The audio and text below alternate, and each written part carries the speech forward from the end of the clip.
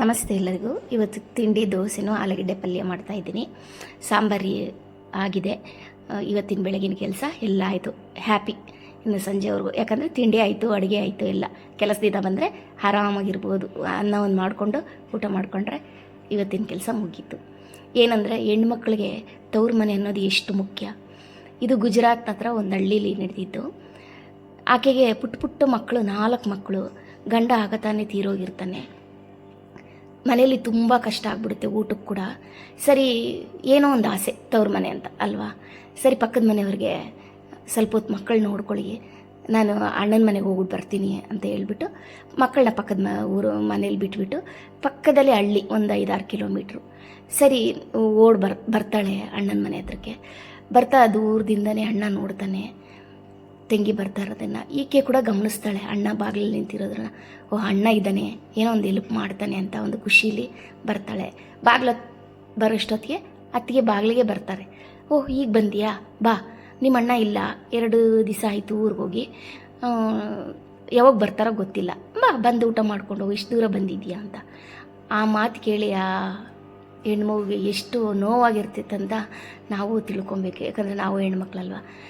ಯಾಕಂದರೆ ಅಣ್ಣಂಗೆ ಗೊತ್ತಾಯ್ತು ಅವಳಿಗೆ, ಅಣ್ಣಂಗೆ ನಾನು ಬಂದಿದ್ದು ಇಷ್ಟ ಇಲ್ಲ, ಈಗ ತಾನೇ ನಾನು ನೋಡಿದೆ, ಇಲ್ಲ ಅಂದರೆ ಏನರ್ಥ ಅಂದ್ಬಿಟ್ಟು, ಇಲ್ಲ ಅತ್ತಿಗೆ, ನಾನು ಇಲ್ಲಿ ಏನೋ ಕೆಲಸದ ಮೇಲೆ ಬಂದಿದ್ದೆ, ಮನೇಲಿ ಮಕ್ಕಳು ಕಾಯ್ತಾ ಇರ್ತಾರೆ, ನಾನು ಹೊರಡ್ತೀನಿ ಅಂತ ಹೇಳ್ಬಿಟ್ಟು ತಕ್ಷಣ ರಿಟರ್ನ್ ಆಗಿಬಿಡ್ತಾಳೆ.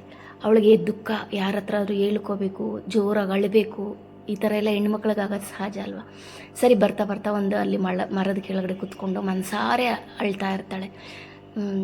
ದುಃಖ ಅಷ್ಟಿರುತ್ತೆ ಅವಳ ಮನಸ್ಸಲ್ಲಿ. ಯಾರೋ ಒಬ್ಬ ದೇವತಾ ಮನುಷ್ಯನೇ ಅಂತ ಹೇಳಬೇಕು. ಆ ರೋಡಲ್ಲಿ ಹೋಗ್ತಾ ಇದ್ದವನು ಈ ಹೆಣ್ಮಗು ಅಳ್ತಾ ಇರ ನನ್ನ ನೋಡಿ, ಯಾಕಮ್ಮ, ಯಾಕೆ ತಾಯಿ ಹೇಳ್ತಾ ಇದೆಯಾ ಅಂದರೆ, ಫಸ್ಟು ತನ್ನ ಹತ್ರ ಇದ್ದ ಒಂದು ಬಾಟ್ಲ್ ನೀರನ್ನು ಕೊಟ್ಟು ಕುಡಿಸಿ ಸಮಾಧಾನ ಮಾಡಿ ಕೇಳ್ತಾರೆ. ಆವಾಗ ಎಲ್ಲ ಹೇಳ್ತಾಳೆ, ಈ ಥರ ಅಣ್ಣನ ಮನೆಗೆ ಹೋಗಿದ್ದು, ಮಕ್ಕಳು ಗಂಡ ಇಲ್ಲ, ಎಲ್ಲ ಹೇಳ್ತಾಳೆ. ಆಯ್ತು ತಾಯಿ, ಬಾ, ಇಲ್ಲೇ ನನ್ನ ಪಕ್ಕದಲ್ಲಿ ನಮ್ಮ ಮನೆ ಅಂತ ಹೇಳಿ ಕರ್ಕೊಂಡೋಗ್ತಾನೆ. ಕರ್ಕೊಂಡೋಗಿ ಹೆಂಡ್ತಿಗೆ ಹೇಳ್ತಾನೆ, ಆಕೆಗೆ ಊಟಕ್ಕೆ ಬಡಿಸು ಅಂತ.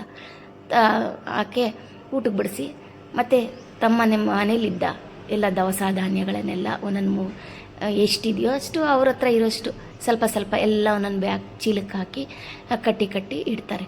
ಲಾಸ್ಟಲ್ಲಿ ಮಗನ ಕರೆದು, ಮಗನೇ, ಇವರು ನನ್ನ ದೂರದ ಸಂಬಂಧಿ, ನಿನಗೆ ನನ್ನ ತಂಗಿ, ನಿನಗೆ ಅತ್ತೆ ಆಗಬೇಕು, ಈಕೆನ ಕರ್ಕೊಂಡೋಗಿ ಮನೆ ಹತ್ರ ಬಿಟ್ಬಿಟ್ಟು ಬಾ ಹುಷಾರಾಗಿ ಅಂತ ಹೇಳಿ ಎಲ್ಲ ಗಾಡೀಲಿ ಇಡ್ತಾರೆ ದವಸ ಧಾನ್ಯಗಳನ್ನೆಲ್ಲ. ಸರಿ ಅಂದ್ಬಿಟ್ಟು ಆ ಮಗು ಏನು ಮಾತಾಡಲ್ಲ, ಕರ್ಕೊಂಡೋಗ್ತಾರೆ. ಆಗ ಈತನ ಹೆಂಡತಿಯ ಮನಸ್ಸಲ್ಲಿ ಏನು ಅನಿಸುತ್ತೆ ಗೊತ್ತಾ, ನನ್ನ ಗಂಡ ಎಷ್ಟು ಹೃದಯವಂತ, ಈತನಿತ್ತ ನನ್ನ ಅತ್ತೆ ಎಷ್ಟು ದೇವತೆ, ಎಂಥ ದೇವತೆ, ಇಂಥ ಒಳ್ಳೆ ಮಗನ ಎತ್ತಿರೋದಕ್ಕೆ ಅಂತ ಆಕೆ ಮನಸ್ಸಲ್ಲಿ ಅಂದ್ಕೊತಾಳೆ. ಸರಿ, ಒಂದು ಸ್ವಲ್ಪ ಹೊತ್ತಾದಮೇಲೆ ಆಕೆನ ಬಿಟ್ಬಿಟ್ಟು ಬರೋಕ್ಕೆ ಹೋಗಿದ್ದ ಮಗ ಬರ್ತಾನೆ ನಡ್ಕೊಳ್ತಾ ಬರ್ತಾನೆ. ಗಾಡಿ ಇಲ್ಲ. ಮಗ ಗಾಡಿ ಎಲ್ಲಿ ಅಂತ ಕೇಳಿದ್ರೆ, ಅತ್ತೆಗೆ ಏನಾದರೂ ಕೆಲಸಕ್ಕೆ ಬರುತ್ತೆ, ಅವರಿಗೆ ಹೊಲದಲ್ಲಿ ಕೆಲಸ ಏನಾದರೂ ಮಾಡೋದಕ್ಕೆ, ಅತ್ತೆ ಹತ್ರ ಗಾಡಿ ಇರಲಿಲ್ಲ, ಕೊಟ್ಬಿಟ್ಟು ಬಂದೆ ಅಮ್ಮ ಅಂತಾನೆ.